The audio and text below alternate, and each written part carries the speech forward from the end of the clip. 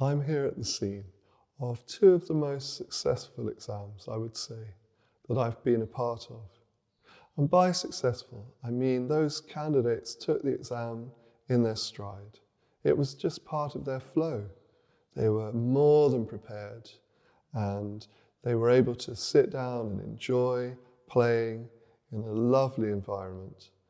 And it just seemed right for them at the time. They wanted to acknowledge their achievements with a certificate. And if that's you, or if you're already a very confident performer, somebody who could be plucked as if by one of those grab hands at the amusement arcade and placed in an unfamiliar environment, and you're unfazed by that and you can play your best. Or if you're somebody who plays 30, 45, 60 minutes plus per day and really prioritizes music in your life, then you've probably got time to prepare for exams and do plenty of other things besides. And I'm sure it will all be fine. I still think it's worth thinking critically about what exams are and what they're for, and whether that's still relevant today. And you might be thinking, well, why is it any of my business? As the founder of an online school for holistic piano technique. Well, I think it's important because I would say that the main examination boards in the UK, where I'm from, and in many other countries that have come under their influence, have a lot to answer for in terms of not only how teachers and students perceive the process of learning a musical instrument, but also people who've never had music lessons themselves. I'm sure if you held Vox Pops on the street, then you'd find people with strong opinions about what should and shouldn't be taught to musicians when they're learning an instrument. And I'm going to draw attention to 5 areas which I think are worth thinking critically about, if only to examine our own relationships with exams, whether we're students or teachers or candidates or parents even, or even people who may or may not have an opinion about learning music. The first is something I've only really started to realize in recent years in my adult life. And that's how music exams originated in this country. It was the 1880s, one of those periods that many of us learn about in school, with the rising middle classes, which meant that many households had pianos, and piano teachers started springing up all over the place. And I'm sure many were sincere and experienced, but I wouldn't be surprised if some thought it was an opportunity to make a quick buck. And an association formed of schools of music, and they decided that enough was enough. They wanted to raise and unify standards of music learning and music teaching in the UK and some of its colonies. Even just saying that word in the context of the 1880s makes the whole thing sound rather old-fashioned from the outset, although admittedly exam boards have modernized hugely in recent years.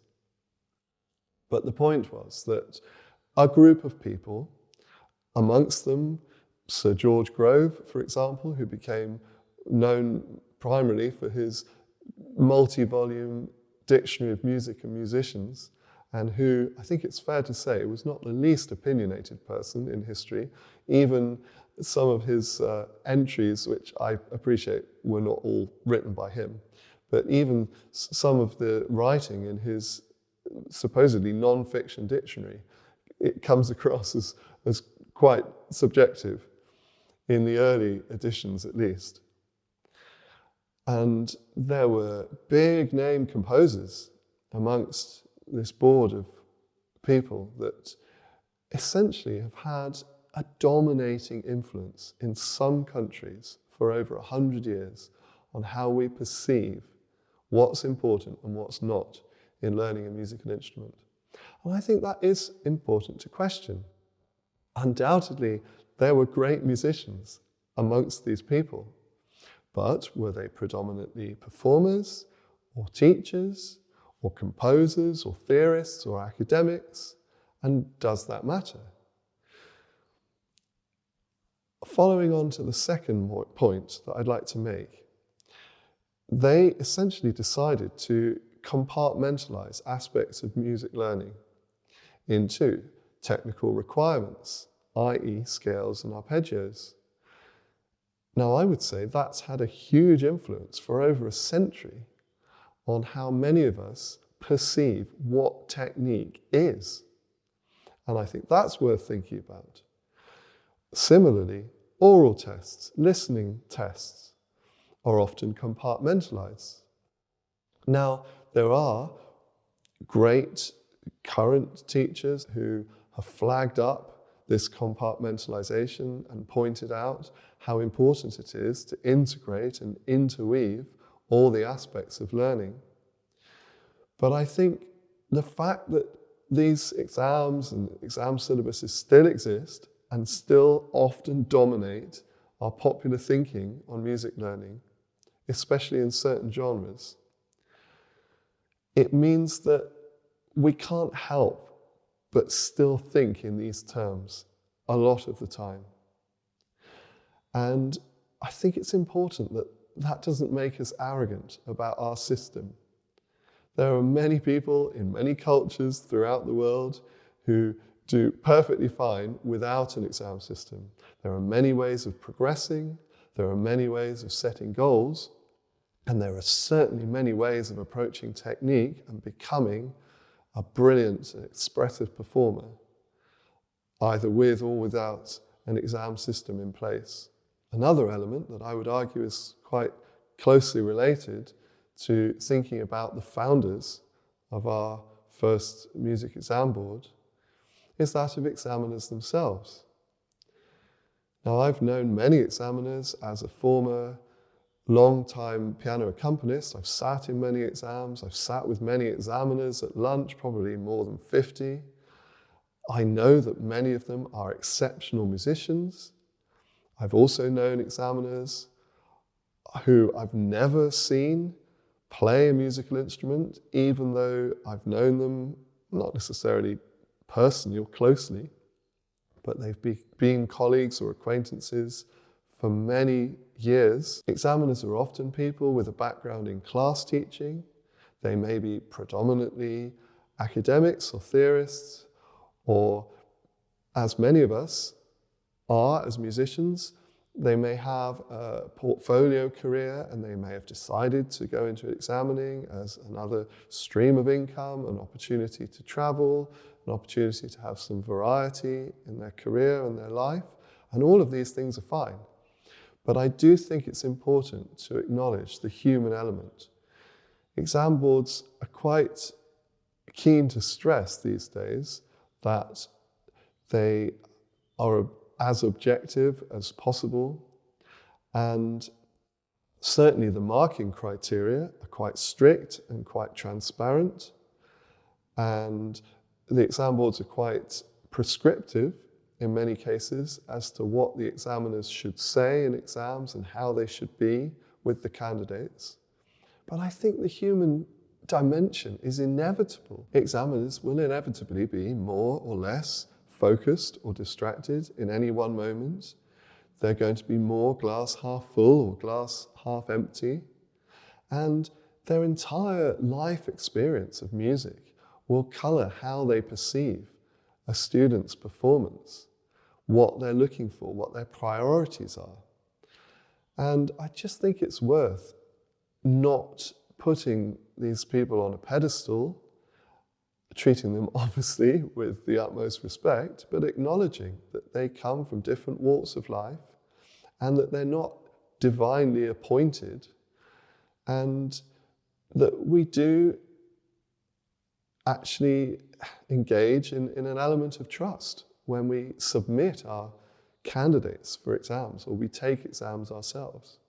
And we can't necessarily guarantee that the result will reflect our effort, our progress, and our ability. And that brings me on to the next point. Are exams reliable barometers of our musical abilities? I remember speaking to a fellow teacher recently who claimed they didn't like the new performance exams, which require only repertoire, none of the traditional supporting tests like scales and arpeggios, sight reading, and oral tests, because they felt like it didn't give them the information they required in order to assess students for music scholarships. Well, I'm afraid I think that the situation is more complex than that. I'm not sure you can fully assess somebody's musical abilities by their qualification on paper anyway, regardless of what kind of exam they've taken. I've known people to have taken exams who could be anywhere on a spectrum in terms of their musical abilities. I've known people learn their pieces more or less by rote or by repetition, what used to be called muscle memory, and they can play their pieces often for the rest of their lives. But they've managed to scrape through some of the other requirements and don't necessarily have a working ability to sight read in real time. And some can't play by ear or sit down and play Happy Birthday on cue. That was certainly me for many, many years until I chose to redress that. So I think if you're trying to assess somebody's musical ability, I think you have to sit them down and audition them yourself anyway, regardless.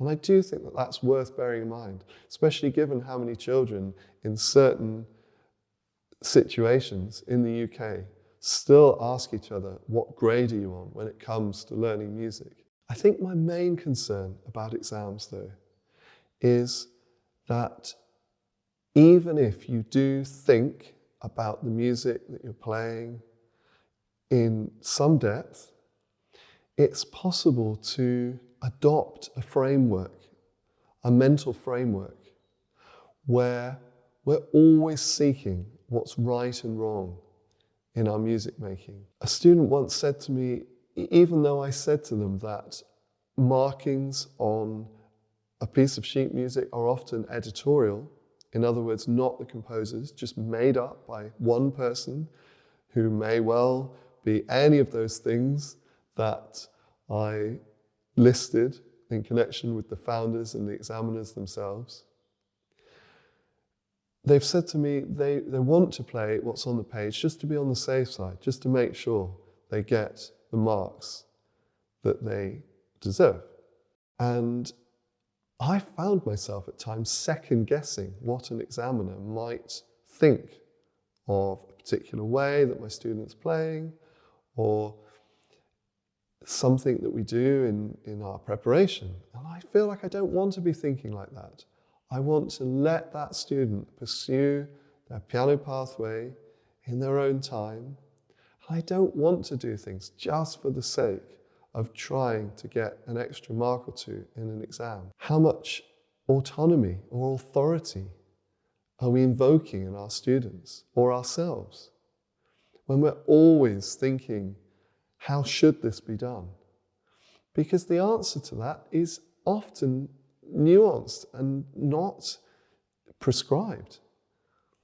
Any given piece of music that's notated is often performed in dozens of ways. I mean, that's why we go to concerts, isn't it? To hear different performers. And that's what makes interpretation a joy.